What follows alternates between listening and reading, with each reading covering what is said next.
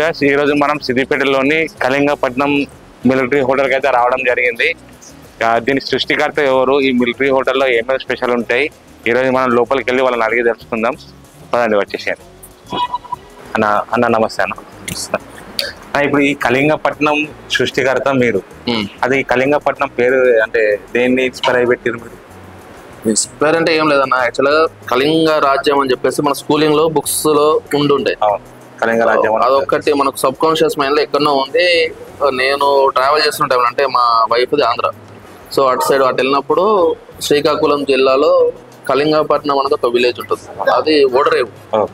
So ఆ name కి అంటే ఇప్పుడు డిసైడ్ అయింది కాదు, ఆల్మోస్ట్ 3 to 4 years కిందనే కళింగపట్నం అనేది అది నాకు ఫిక్స్ అయిపోయినా. సో అది రావడానికి టైం పట్టిందేమో కానీ పేరు మాత్రం కళింగపట్నం మిలిటరీ హోటల్ పెట్టాలనేది నాకు ఆల్మోస్ట్ 3 to 4 years నుంచి ఉండే.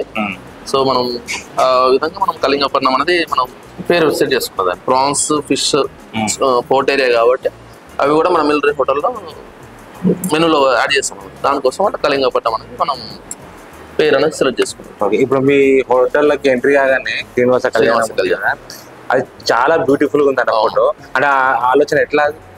అంటే రెస్టారెంట్ అనేది ఒక పెళ్లి వాతావరణం అన్న. ఇప్పుడు వచ్చిన గెస్ట్లకి వండాలి, పొద్దునంతా చూసుకోవాలి. పెళ్లిలో చేసే ప్రతి ఒక్క కాన్సెప్ట్ లో మనకి కిచెన్ ఉంటుంది. అంటే మార్నింగ్ బ్రేక్ఫాస్ట్ మన థాలీ వస్తుంది, మన పెళ్లిలో పెట్టేది థాలీ ఐటమ్స్ ఉంటాయి, certain wide range of menu ఉంటుంది అందులో. సో ఆ కాన్సెప్ట్ లో అది ఇంత కస్టమర్లకు రెస్టారెంట్ నడిపించేది అనేది ఒక పెళ్లి వాతావరణం కాబట్టి శ్రీనివాస వారి కళ్యాణం అక్కడ నేను పెట్టుకున్నది.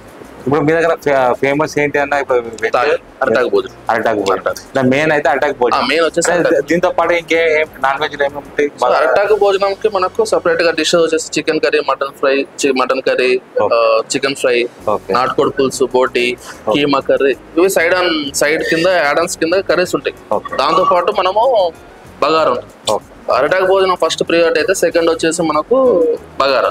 సో మనం బిర్యానీ కాన్సెప్ట్ మనం పోతలేము, బగారా. ఎందుకంటే మన తెలంగాణ స్టైల్ కాబట్టి బగారా, చికెన్ కర్రీ, మటన్, నాటుకోడి, ఇవన్నీ కాంబినేషన్. ప్రతి ఒక్క నాన్ వెజ్ కాంబినేషన్, ఫిష్ ఉంటుంది, ప్రాన్స్ ఉంటుంది, కంజు పిట్ ఉంటుంది, తలకాయ ఉంటుంది, నల్లి ఉంటుంది.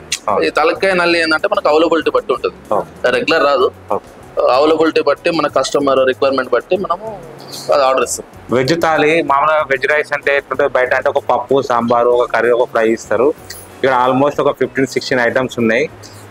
ప్లస్ దీంతో పాటుగా నెయ్యి. అంటే ఇప్పుడు ఈ వెజ్ థాలీ ఉంది కదా, అంటే ఇన్ని ఐటమ్స్ అంటే పెట్టాలని ఆలోచన ఎట్లా? అంటే మామూలుగా ఫుల్ మీల్స్, వెజ్ మీల్స్ అనగానే ఏమనుకుంటారు అంటే ఒక పప్పు, ఒక కర్రీ, సాంబారు, చారు ఏదో పెరిగిస్తారు.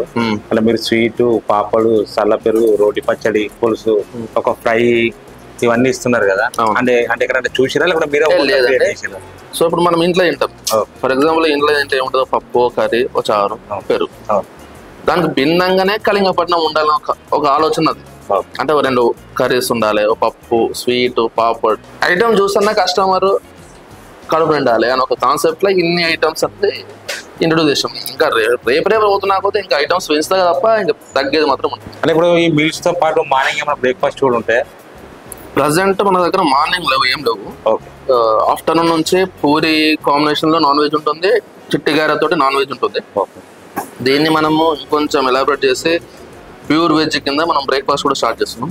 దానికి సంబంధించిన ట్రయల్స్ ఇప్పుడు నడుస్తుంది. ఈ రోజు మనకు వడ కుడుములు ట్రయల్ స్టార్ట్ చేస్తున్నాం. సో మన దగ్గర ఇప్పటి నుంచి ప్యూర్ వెజ్ కింద మనకు ఫ్రంట్ లో స్టార్ట్ చేస్తున్నాం. ఇది వెనకాల ఉంది కాబట్టి ఫ్రంట్ సైడ్ లో ప్యూర్ వెజ్ కింద బ్రేక్ఫాస్ట్ కూడా స్టార్ట్ చేస్తారు. ముందు ప్యూర్ వెజిటేరియన్ బ్రేక్ఫాస్ట్ కూడా తయారు చేయడానికి వాళ్ళు ట్రయల్ చేస్తున్నారు. అంటే ఏ టిఫిన్ ఎంత టేస్ట్ ఉన్నది, ఎట్లా కస్టమర్కి అందియాలని వాళ్ళు ట్రయల్ చేస్తున్నారు. రైస్ మాత్రం చాలా బాగుంది, కర్రీస్ కానీ, చట్నీ, పర్టికులర్గా నెయ్యి. అంటే ఈ నెయ్యి ఇంత ప్యూర్గా డైరీ ఫామ్ తీసుకుంటాం. డైరీ ఫామ్ నుంచి తీసుకొచ్చిన తర్వాత మాగబెడతాం.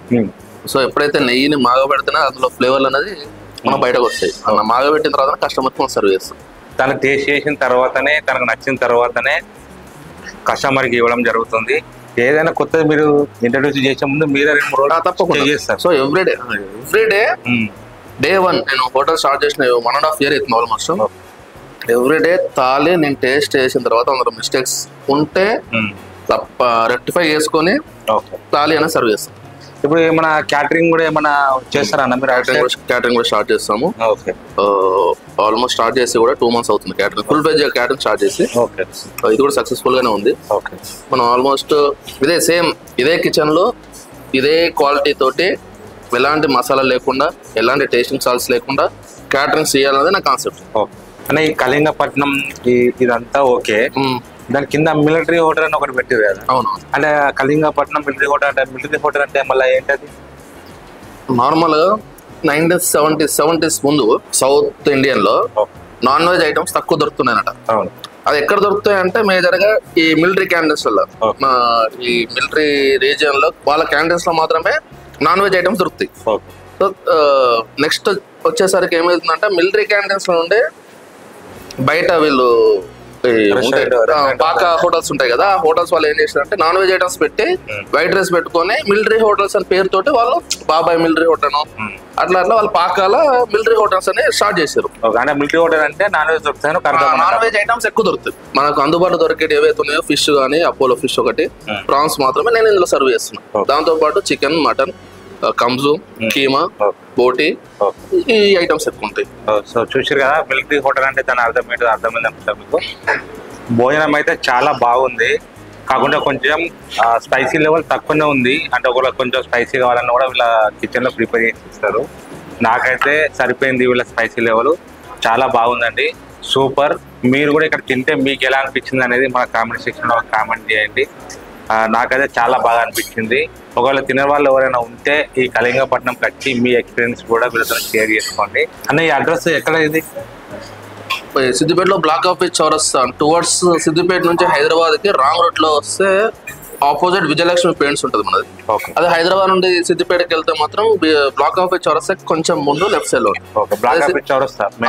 మెయిన్ పాయింట్ వచ్చేసి బ్లాక్ ఆఫీస్ చౌరస్తా. సో అంటే చూశారు కదా, ఈ వెజ్ థాలీ 160 రూపీస్, చాలా వర్తేబుల్. నాకైతే సూపర్ అనిపించింది. వీళ్ళు 160 రూపీస్కి ఆల్మోస్ట్ 15-16 ఐటమ్స్ ఇచ్చారు. ఒకటి ఫ్రై, పప్పు, సాంబారు, ఆలు ఫ్రై, టమాటా కర్రీ, ఒక స్వీటు, మ్యాంగో చట్నీ, కర్డ్, పచ్చి పులుసు, చల్ల పులుసు అండ్ రోటి పచ్చడి అండ్ పాపడ్. దీంతో పాటుగా ఒక పొడి కూడా ఇచ్చారు, కరివేపాకు పొడి అండ్ గీ, నెయ్యి. చాలా బాగుందండి, సూపర్. మీరు వస్తే కడుపు నిండా తినచ్చు, చాలా బాగుంది. ఒకసారి ట్రై చేయండి. ఇక్కడ కళింగపట్నంలో మీరు తిన్న వాళ్ళు అయి ఉంటే ఒకసారి మన కామెంట్ సెక్షన్లో ఒక కామెంట్ చేయండి. ఒకవేళ తినని వాళ్ళు అయితే ఒకసారి తిని మీకు ఎలా అనిపించింది అనేది కూడా మన కామెంట్ సెక్షన్లో కామెంట్ చేయండి. మన ఛానల్ని లైక్ చేయండి, షేర్ చేయండి, సబ్స్క్రైబ్ చేసుకోండి. అందరికీ నమస్కారం.